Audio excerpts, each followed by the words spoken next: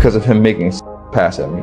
It wasn't the that frustrated me the most. What made me most frustrated was the fact that he tried to unalive me after it, when in reality, even though I was drugged, even though I was violated, I never thought that the next step would be my life being threatened because you got turned down. But it's that power complex of wanting what you want when you want it, feeling like you own the things that you pay. Girl, y'all need to get right in and shut the door because the rap girlies are fighting and it is getting messy. Just when we thought that things between Cardi and Nicki wouldn't get messy, after Cardi dropped her album. But girl, were we wrong on that? They went after each other hard on social media and they dragged each other for filth. No holds barred. And the wild part was how it all came out of nowhere with no warning. 1 minute things were good, and the next thing we knew, shots were flying all over and it was hard not to get caught in the middle. Yeah, these two hate each other. So let's break down this chaos. Okay, so we kind of started suspecting that there was about to be some chaotic drama on the timeline when Nicki started retweeting posts about how she had the highest first week sales of any female rapper this decade. Now, she worked hard for this and definitely has bragging rights, but to some people it came off as kind of shady. This was because everyone was talking about Cardi B and how well her album did in the first week, even though she hadn't dropped an album in 7 years. And while the TL was arguing about whether she sold 190, 600 copies or an even 200,000, Nicki's retweets caught everyone's eye. And that's when we knew that there was trouble coming. She retweeted stuff like Nicki Minaj's Pink Friday. 228,000 remains. The biggest first week for a female rap album this decade and the largest vinyl sales week for a female rap album since 1991, Nicki Minaj's Pink Friday. 2 remains the biggest opening on global Spotify and US chart for a female rapper. Despite multiple new releases since 2023, Pink Friday 2 by the Queen Nicki Minaj still remains the biggest debut for a female rap album on Spotify. Despite it being the Christmas season, it debuted with 28.2 million first day. Also, Nicki holds 2 of the top 5 biggest Spotify debuts for a female rap project ever. Like I said, she has more than earned the bragging rights.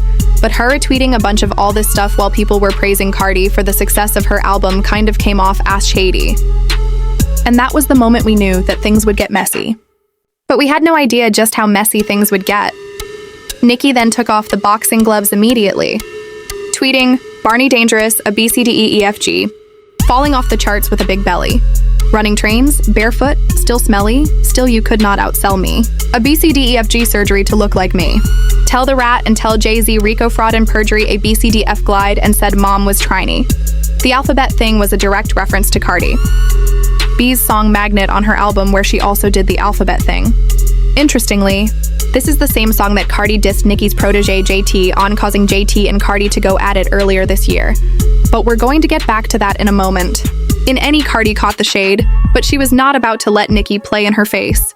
She retweeted this post that said, "What did Cardi B say in her #1 album? Oh yeah, must got on notifications and alerts cause everything I do a hat and BC at first." She also tweeted, "Coca-Cola Barbie, the power I have make these bees come out of rehab every time. Go to your effing room. Nothing more annoying than a bored bee. You must have missed me, huh? Crazy. Now kiss my feet." Damn, she was streaming Magnet hard as hell, huh? Well, Nicki then took more shots at Cardi, saying, "Raw dogging pregnant with the 4th babe. Barbie BB BHPV." Allegedly, this sent off and she said, "Coca-Cola Barbie ABCDEFG, your man has to snatch pee. Pee tastes like honeycomb. Your bro be touching 12-year-olds. She also said, "Why you keep bringing up my album? It's not the gag that you think it is. You've been in the game like 16 years. You need to compare yourself to your peers that started around your time. Rihanna, Taylor Swift, Drake, those are the numbers you need to be competing with, and you can't because you doing lower than all of them. I was in high school when you came out. Why the F is you comparing yourself to me for?" She then said, "All right, now this the 3rd tweet talking about my pregnancy like you wasn't going to different fertility doctors because you couldn't reproduce from all them peas scrambling your eggs.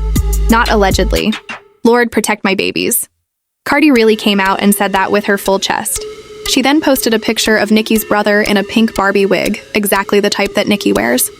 Nicki then clapped back with a picture of Jay-Z in a pink Barbie wig crying, as well as one of Cardi in a Barney suit. But the gag was that the picture was taken from Nicki and Card's infamous New York Fashion Week fight back in 2018. So I all know it was extra petty. And while all this was going on, JT jumped into the drama to mock Cardi, saying, "Lol, that be home ugly and mad no celebration." I would have been breakdancing right now if I was number own, but she knows she lied. JT jumping into this so quickly kind of has fans convinced that we were right about how she dragged Cardi B last week because she wanted to get on Nicki's good side. Y'all know how Nicki dissed Cardi using her song Magnet?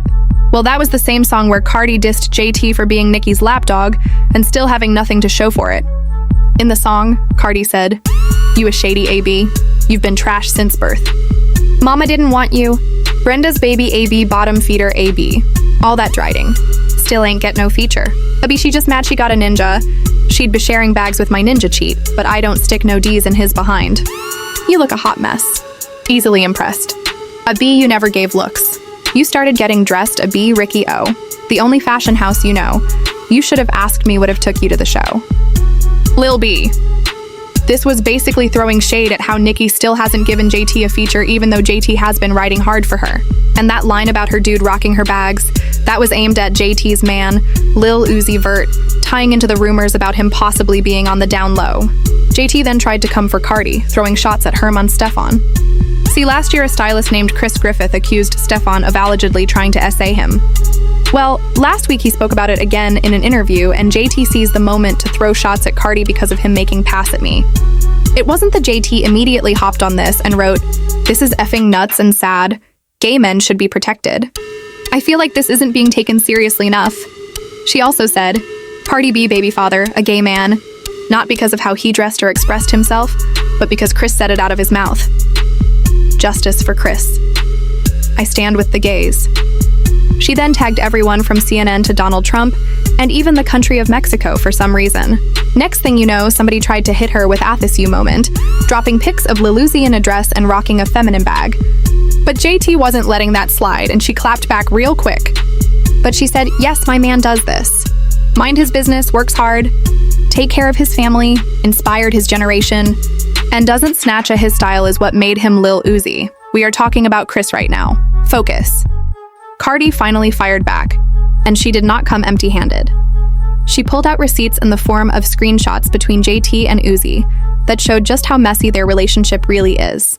JT is always out here saying, my man, like everything is perfect.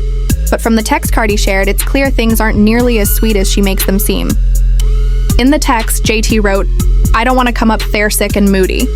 Then you get mad and curse me out. Then it's too much." And Uzi replied, "I want to because I invited you." JT then replied, "I have to work. Come here. I'll come after we leave Miami. If we still like each other." To which Uzi said, "You think I ever been through this? Be honest, I love this ish. You love me." For some reason, JT decided to clown him, saying, "Lau, you make me evil. I don't act like this, Uzi." Then dropped a bomb saying, "You mad at me yet, but it's just because you pregnant. So it makes you even more moody."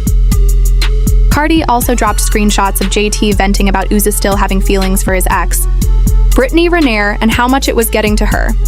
The whole thing was a mess. But the real kicker was Card's caption because she wrote, "I want justice for them babies. Your man make you remove every time. Ask what he told me about how he felt when he wanted to see Britt in that courtroom and she didn't show up, or do I need to play the audio? And don't let me say what he was saying about Rock Nation. Just ungrateful." At the time, there were rumors that Nicki put JT up to it, but Cardi pretty much ended her with her clapback. And with her declaring support for Nicki, there is no doubt about where her loyalties lie. But I want to know how y'all feel about the back and forth between Cardi and Nicki. So, drop your thoughts in the comments and then check out this next video.